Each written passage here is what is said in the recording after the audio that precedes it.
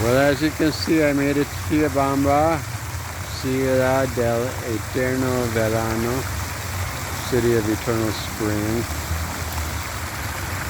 I'm in the downtown plaza right now, and there's an impressive fountain behind me.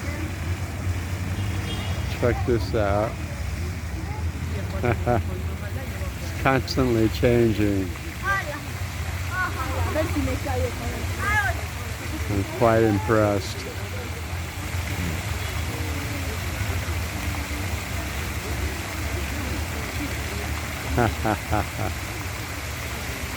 Yeah. It's nice to be here, whether it's warm for a change.